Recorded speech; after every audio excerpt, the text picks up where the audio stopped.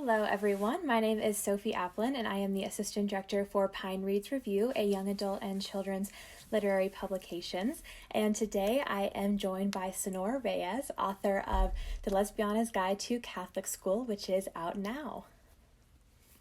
Hi. I am so happy to be talking with you today. So, for those who don't know, can you tell us a little bit about The Lesbiana's Guide to Catholic School? Sure. So The Lesbiana's Guide to Catholic School follows 16-year-old Yamilet, who, sorry, I'm just going to put my phone over here so if it buzzes, it's not going to make it. No worries. It follows 16-year-old Yamilet Flores, who goes to Catholic school willingly to follow her brother, because her brother's been getting into too many fights at their old school. And she keeps a secret from him that she actually has ulterior motives. She's actually going because she wants a fresh start of her own. She just got outed and rejected at their old school, and she wants to go back into the closet so she can have a chance to redo and come out on her own terms. So she goes back in the closet and decides that she's never going to fall in love again. And she immediately fails at that. Yeah, as we see, she does kind of fall in love, and it is the cutest romance ever. So to actually talk a little bit about that romance, can you kind of tell me a little bit about the inspiration for Bo and Yamilet's romance? Yeah, so Bo was originally based on so when I first wrote this book, I knew that I wanted it to be kind of not based on my own life, but based on what could have been a perfect kind of story for what I would have wanted when I was in Catholic school. So yes, there are bad things and there's angst and there's all of that, but I wanted to give a happy ending to all of it and make it so that regardless of all the hard things that happen, it still can be deliriously joyful and happy, and you can have a romance that works out and all of that. So in doing that, I knew from the beginning that Bo was gonna have to be the perfect foil to Yami. Mm-hmm. And someone who I knew I just wanted someone who could perfectly encapsulate that gay panic of oh my god, do I want to be her, do I want her, what is going on, do I hate her because she's all these things that I'm afraid of, it's just this whole confusing swirl of emotions that happen when someone is just exactly so proud and mm-hmm. out and at that place where they're just happy, and so Yami's not there yet in the beginning, and so I knew that I wanted Bo to kind of be that for Yami, so that Yami could kind of look up to that and see what the I don't want to say the end result, because there's no end result. Mm-hmm. It's just you continuously come out over and over again. Yeah. But she could see how someone is living their life after being out, and how it doesn't have to be as bad as how it was at her old school. Yeah. She leans into that stereotypically gay because she there's actually a line in the book where it says she doesn't want to have to come out over and over again, so she wears the rainbow Vans, and mm-hmm. she wears the khakis at school instead of the skirts and stuff like that, so she is screaming I'm gay, know that I'm gay to everybody. Yeah. And to Yami and Cesar, that's just unheard of. That's just something that they're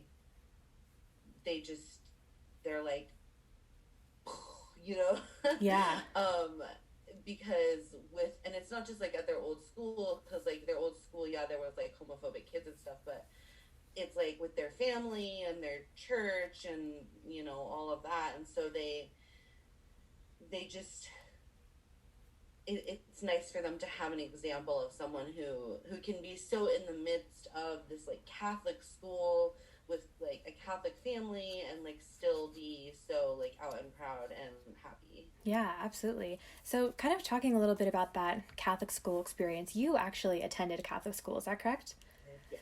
Yeah, so what about that setting was super interesting to you, and why did you want to use that setting for this story? So when I first set out to write a book, it was for National Novel Writing Month in 2018. Oh, very nice. And I decided that I was going to write a book on like October 25th. I was like, I'm going to do National Novel Writing Month. I'm going to write a whole book. And all of my ideas were like fantasy, sci-fi, like paranormal, like all of this. And I'm like, wait, I don't have time to build a world. I don't have time to build a magic system. I don't have time for any of this. This is in 4 days. I have 4 days to outline this book. Wow. And so I was like, okay, I need to write about something that I intimately know, and something that I could say a lot about. So I decided, like, okay, what if there's like a gay kid going to a Catholic school, and like, what's that like? And it was honestly a time in my life that I like really had kind of repressed, and until I wrote this book, I didn't really like face a lot of the stuff that had happened there, both good and bad. And so it was really cathartic to write the book. And while it's not fully my own experience, like it's fiction, it's not, autobiographical, but I did pull from a lot of things that either happened to me or happened to my sisters or happened to like some friends of mine. So it's a lot of it's realistic to like what happened with us. Yeah, absolutely. And I think another thing that was very interesting to me personally in the book was Yumilet's relationship with her faith, especially being at the Catholic school. Can you tell me a little bit about how you approached Yumilet's faith in this book? Yeah, so I wanted to give a wide variety of different people at different levels of their relationship with the Catholic faith or with other faiths. So like, for example, she has a friend who's an atheist. She herself is kind of agnostic, like she's figuring it out. And Cesar is Catholic, and he like really does believe in the Catholic Church. Same with her mom. Bo and her family, they're Catholic, but they're not super devout. So there's like a wide range of like different ways that you can see people connecting with Catholicism. I personally had Yami be not connected to the faith as much because that's kind of my experience, and I wanted to kind of like process some of my own feelings about the Catholic Church and like all of that. But at the same time, I didn't want to demonize anyone who does identify with it. So that's why I have Cesar and Bo and like all the other characters who like do identify with it, and how they still navigate that with their queerness. So for example, with Bo, she like, I mean, spoiler, sort of, she'll get in arguments with people of authority in like a priest or a teacher or whatever, and cite Bible verses at them because she knows her stuff. Yeah. And she uses the same thing that they use against her. She uses it back against them, and so she uses that to validate herself. So she, through the same medium that other people are finding like all this hate, she's finding like support in it. Yeah. So I wanted to have like a wide range, and I wanted to make sure that like I was tackling it with as much nuance as possible, because I know with like, especially with like religion and stuff, like it can get so complicated and murky when you've got like, there's religious trauma, but then there's some people like spirituality is like all they have, or like, you know what I mean? So yeah. I definitely wanted to like hit as many of those as I could. Well, and I think you did a beautiful job of that, because you're exactly right. I mean, I myself have really struggled with faith, and especially kind of some of the guilt that comes with being queer, and I saw that a lot with Cesar and how you really elaborated on kind of his struggles with shame, but also his coming to really understand and value who he is as a person. And I think that, kind of shifting gears a little bit, we really saw that through Yami's relationship with her mom, and that relationship was so fascinating to me, because throughout most of the book she's pretty homophobic, and we see her have this really beautiful arc into, spoiler, being a very accepting and supportive parent. So can you tell me a little bit about why you chose to move in that direction with the mom?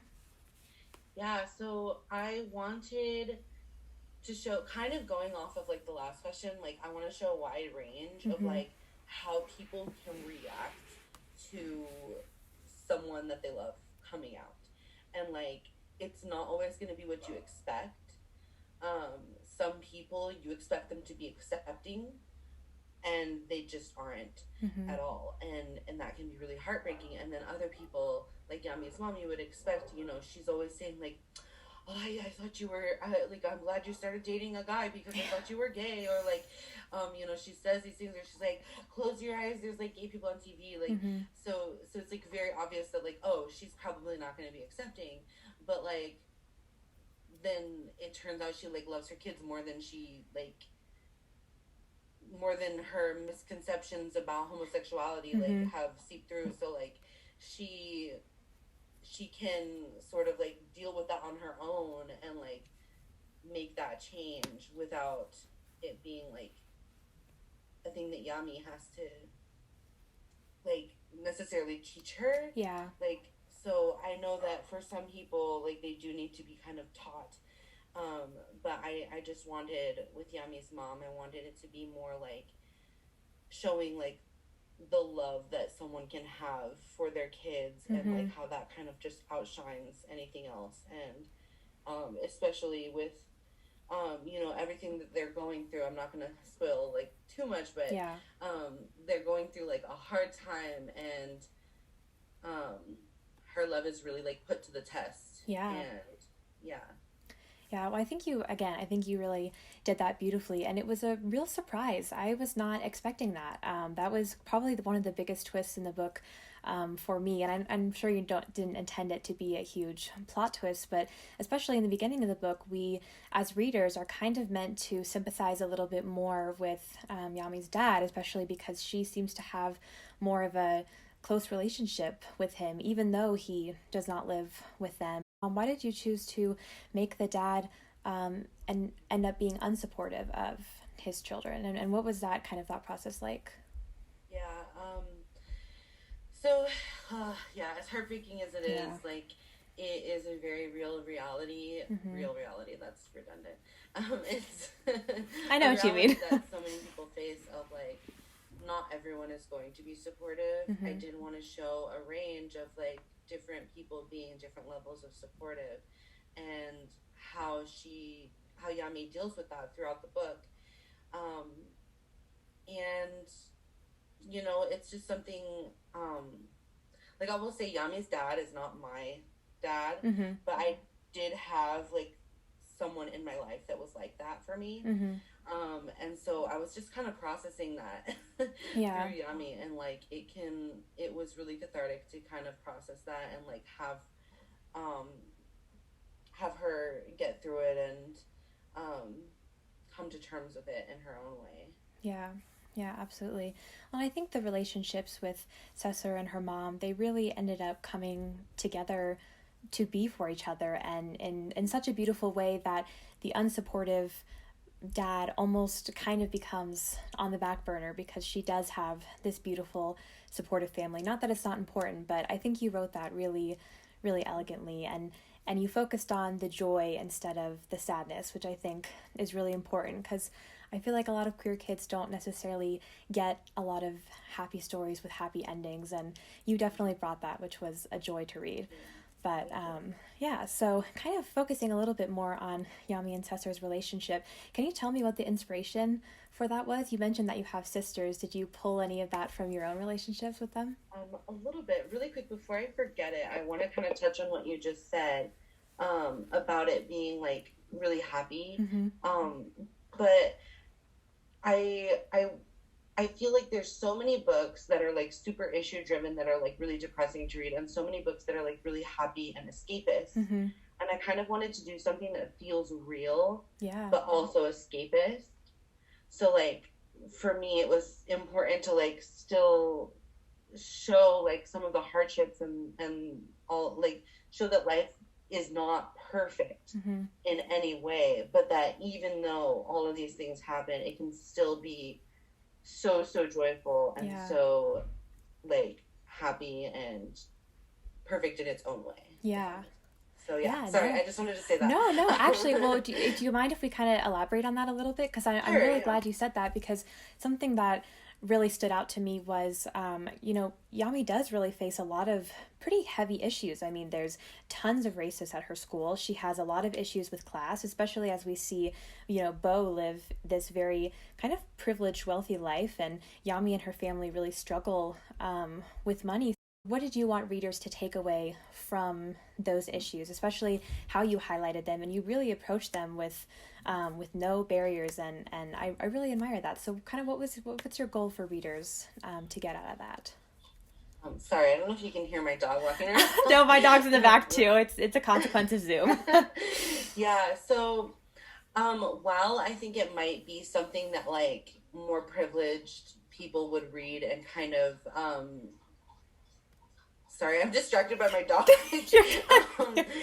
Where more privileged people can read and kind of like see like be like sort of educated in a way. I don't think it's for them. I think it's for, I really want people to see themselves seen in Yami and Cesar and her family, and it's for those people to find themselves in. I think that was my goal. I didn't necessarily want a lesson to come out of it, but I wanted it to be like, look, you are here, you're represented, and like you can have a happy ending. So. Well, I enjoyed your author's note at the end. I was getting a little teary-eyed, and then when I read the author's note, I was like, oh my gosh, I wish I could have had a book like this in high school. And I know so many of my friends also do too. So I'm glad that you were able to do that. But sorry for that quick tangent, but I really enjoyed what you said. So I wanted to look at that a little bit more. But so going back to my earlier question about Yami's and Cesar's relationship, do you want to like talk about that a little bit more and your inspiration for that? Yeah. So when I first started writing the book, like I said, like it was NaNoWriMo. Like I was rushing the outline and everything. In the outline, Cesar was supposed to be Yami's best friend, not her brother. Interesting. Okay. And as soon as I started writing the book, I was like, oh, they have to be siblings. Yeah. Like as soon as he showed up, I was like, he's her brother. Yeah. Like they just have that dynamic. Like it has to be that way. Yeah. So I like rewrote my outline, and so much changed obviously, because the book would be very different if they weren't actually siblings. Yeah. So a lot changed. I think that it was definitely the right choice to make her brother. For sure. Excuse me. Yeah. So I did base a little bit of it off of like my relationship with my sisters. We're all pretty close in age. I don't have any brothers though, but so it was originally supposed to be a very different relationship than it ended up being, and then it just kind of made itself clear to me what it was supposed to be as I was writing it. Yeah. And I think as a reader, I feel like that was such a great choice, because with that family, you get to see how close they are and how the two of them have another found family with their friends and with Jamal and with Bo. And I just thought that was really beautiful and a really nice touch. And I really related to a lot of their antics. I have a younger brother myself, and so I could see a lot of our relationship playing out. You wrote that very realistically. Yay, it was really great. This is your first published novel, is that correct? Yeah, so can you tell me a little bit about the process of kind of writing and NaNoWriMo? I mean, that is such an absolute whirlwind of a time, and very impressive that you were able to write an entire novel in just 1 month. So would you care to elaborate a little bit about what that process was like? Yeah, of course. So I wrote the book. Okay, so it's actually really funny. This whole journey from writing the book to publication has been a whirlwind of like both really good and really bad luck. So like mostly good luck. Yeah. Because obviously it's published, so clearly that has a lot of good luck. Yeah. So like I started writing it for NaNoWriMo. So I started writing it November 1st. On November 14th, my computer, like the Word file got corrupted. and I hadn't saved it until the last save was like 30, 50 pages ago. So I lost so much. Oh my gosh. And it was like in the like emotional climax of the book. It was like the hardest part to write. I was having so much trouble writing that part, and then I finally wrote it, and then the word file got corrupted. And so I was like, F this, I'm not going to finish this book. Like, I'm so mad. Like, I just worked so hard on this, and it's gone. Like, I'm done. I'm not going to finish it. And so I really thought I wasn't going to finish that book. Yeah. It was like 75% of the way done. Oh. And then that happened, and I was just like, I can't do it. I can't do this again, because it was so hard to write that part. And then I was like telling my sister, and she was like, no, you're so close, like, and I was like, no, I'm not gonna do it, I can't.